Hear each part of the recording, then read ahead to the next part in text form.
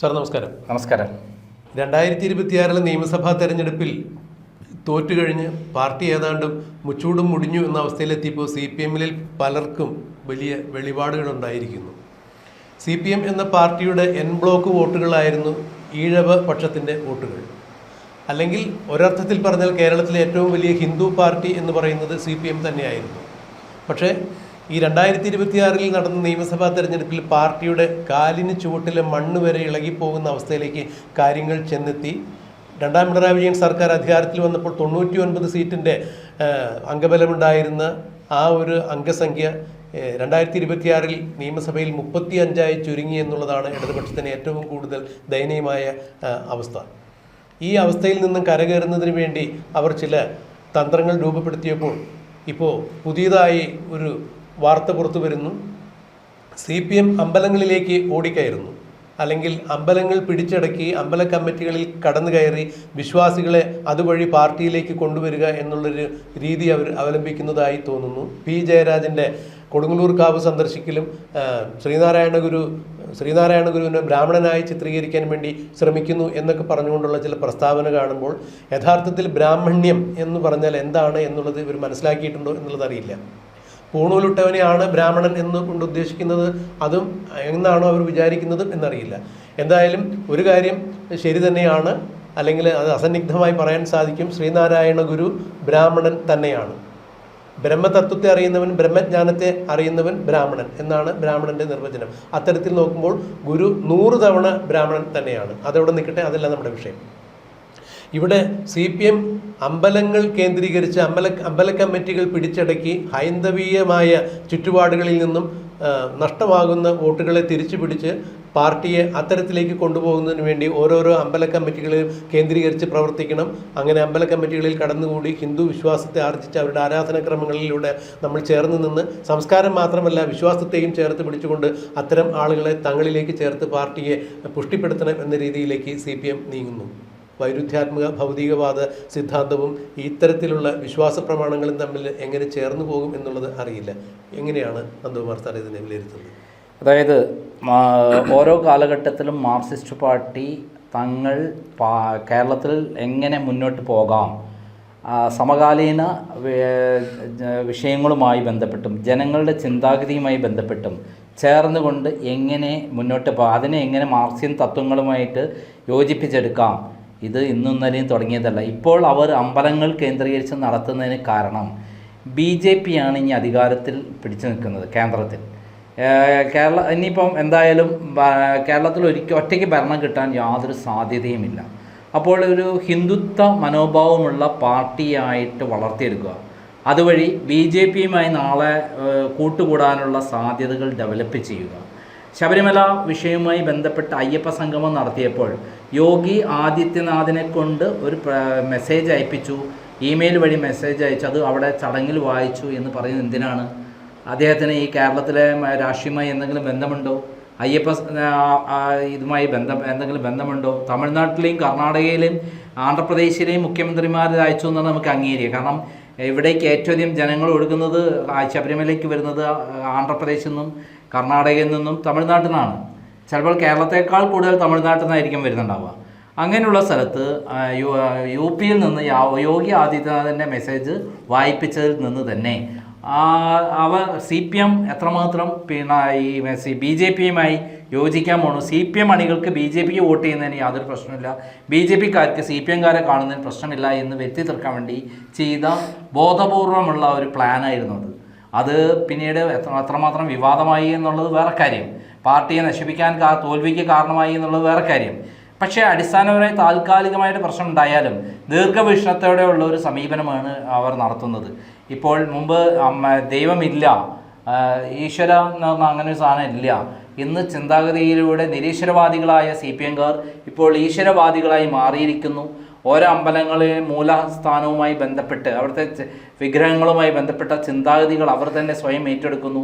അത് ഈ നാടിൻ്റെ സംസ്കാരത്തിൻ്റെ ഭാഗമാണ്, നാടിൻ്റെ വികസനത്തിൻ്റെ ഭാഗമാണ്, അവരെ ജനങ്ങളെ നേർവഴിക്ക് നയിക്കാനുള്ള ഭാഗമാണ്, ഇത് മാർക്സിയൻ ചിന്താഗതിയുമായിട്ടുള്ള ഭാഗമാണ് എന്നെല്ലാം വരുത്തി തീർക്കാൻ ബോധപൂർവം ശ്രമിക്കുകയാണ്. കൊടുങ്ങല്ലൂർ സന്ദർശിച്ച പി ജയരാജനാണ് ഇതിന് തുടക്കമിട്ടത്. അത് വെറും ഒരു തുടക്കമല്ല. കേരളത്തിലെ എല്ലാ അമ്പലങ്ങളും കേന്ദ്രീകരിച്ച് മാർക്സിസ്റ്റ് പാർട്ടി നടത്താൻ പോകുന്ന നുഴഞ്ഞു കയറ്റത്തിൻ്റെ ഭാഗം തന്നെയാണ്. അമ്പലങ്ങളിലെ കമ്മിറ്റികൾ കയറിപ്പിടിക്കുക, അമ്പലങ്ങളെ വിശ്വാസികളെ കൂടെ നിർത്തുക, അങ്ങനെ പുതിയ രീതിയിൽ പാർട്ടിയെ ഡെവലപ്പ് ചെയ്തെടുക്കുക.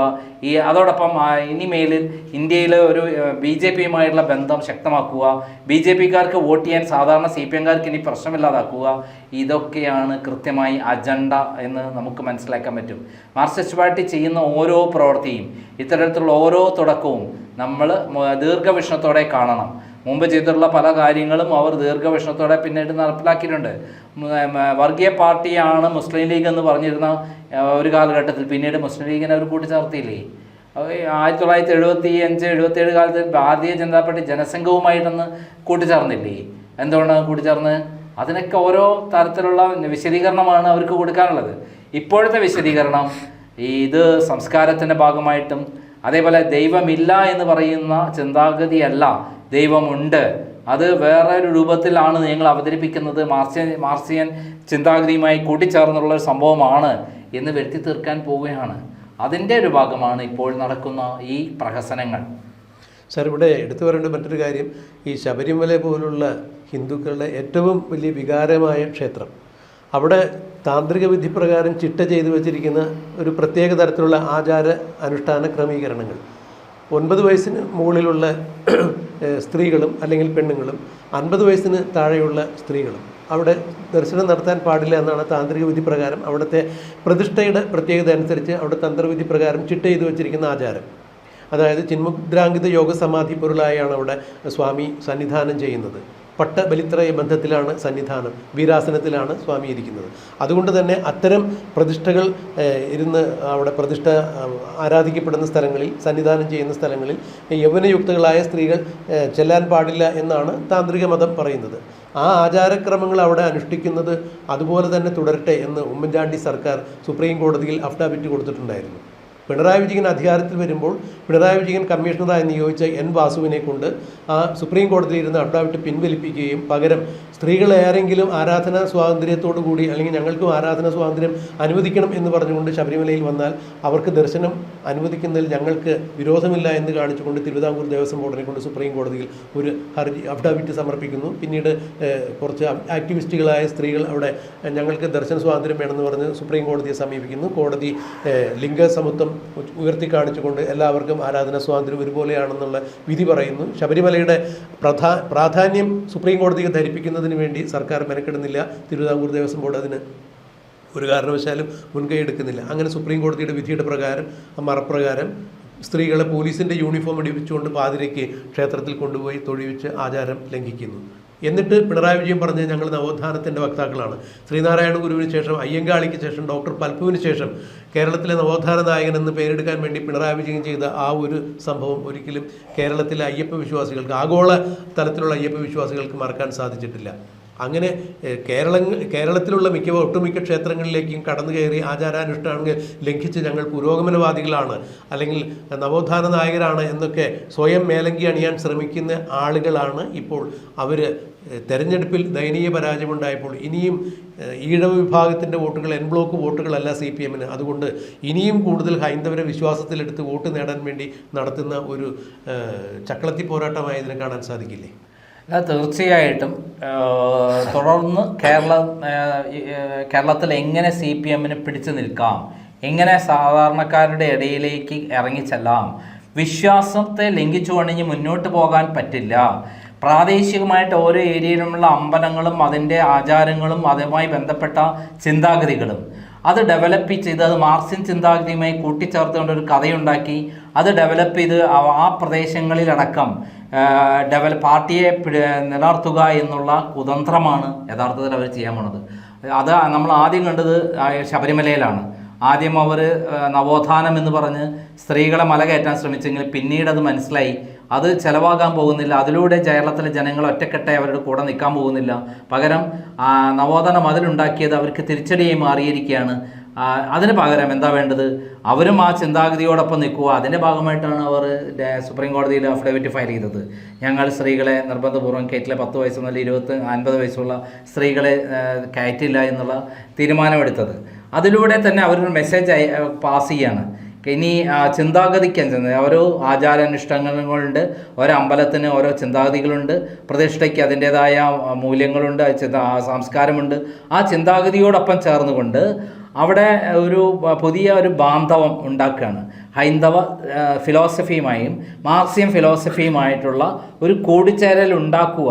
രണ്ടും ഒന്നാണെന്ന് വരുത്തി തീർക്കാൻ വേണ്ടിയിട്ടുള്ള കഠിന പ്രയത്നമാണ് ഇവർ നടത്തുന്നത്. അത് എവിടെ എത്തിച്ചേരുമെന്ന് നമുക്കറിയില്ല.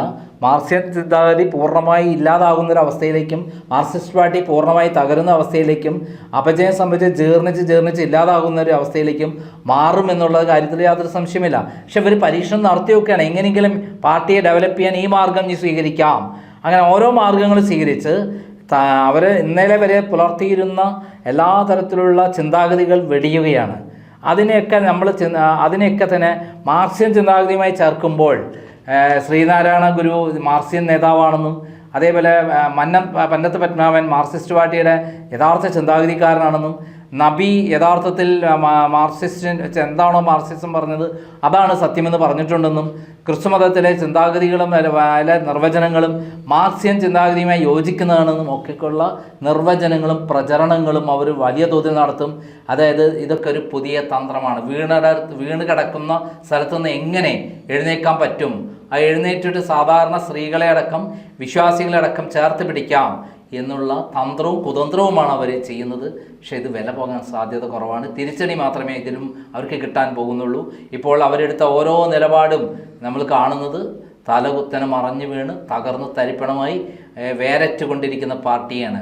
ഓരോ സ്ഥലത്തും അഴിമതി നടത്തിയിട്ടുള്ള ധീര രക്തസാക്ഷികളുടെ പേരിൽ ഭരിച്ചിട്ടുള്ള പണത്തിൻ്റെ കണക്കെല്ലാം പുറത്തു വരുന്നത് നമ്മൾ കേൾക്കുമ്പോൾ മൂക്കത്ത് വരെ വെച്ച് പോകും. നമ്മളൊക്കെ ഏറ്റവും നന്നായിട്ട് സ്നേഹിച്ചിരുന്ന അല്ലെങ്കിൽ ആരാധിച്ചിരുന്ന അല്ലെങ്കിൽ ഇഷ്ടപ്പെട്ടിരുന്ന നേതാവായിരുന്നു കോടിയേരി ബാലകൃഷ്ണൻ. അദ്ദേഹം എന്തൊക്കെ പറഞ്ഞാലും മനുഷ്യരോട് പെരുമാറാൻ പഠിച്ചിരുന്നു. പിണറായി വിജയനെ പോലെ ദാർഷ്ട്യവും ധിക്കാരവും അഹങ്കാരവും ഉള്ള ഒരാളായിരുന്നില്ല. അദ്ദേഹം എല്ലാവരുമായിട്ട് നല്ല സൗഹൃദമായിരുന്നു, മാതൃകയായിരുന്നു. ആ മനുഷ്യൻ്റെ പേരിൽ പിരിച്ച പണം പോലും തട്ടിയെടുത്തെന്ന് പറഞ്ഞാൽ ഇവരെവിടെ എത്തിച്ചേർന്നിരിക്കുന്നു എന്നുള്ളതാണ് സത്യം. ഇവർക്ക് കൃത്യമായി പറഞ്ഞാൽ ആശയവുമില്ല, ആരോടും സ്നേഹവുമില്ല, വെറും സ്വന്തം പോക്കറ്റ് വീർപ്പിക്കുക എന്നുള്ള നിലയിലേക്ക് ഈ പാർട്ടിയെ അധപ്പതിപ്പിച്ചതിൻ്റെ കാരണം ഈ പിണറായി വിജയൻ എന്ന നേതാവ് കഴിഞ്ഞ കുറേ കാലമായി പാർട്ടിയെ സംസ്ഥാന സെക്രട്ടറിയായി പാർട്ടിയെ നയിക്കുകയും പിന്നീട് ഭരണത്തിൽ വരികയും അതിൻ്റെ പേരിൽ തട്ടിപ്പ് നടത്തുകയും അങ്ങനെ എല്ലാം കൊണ്ടും തകർന്ന് ഉടഞ്ഞ വിഗ്രഹമായി മാറിയിരിക്കുകയാണ് CPM എന്ന പ്രസ്ഥാനം.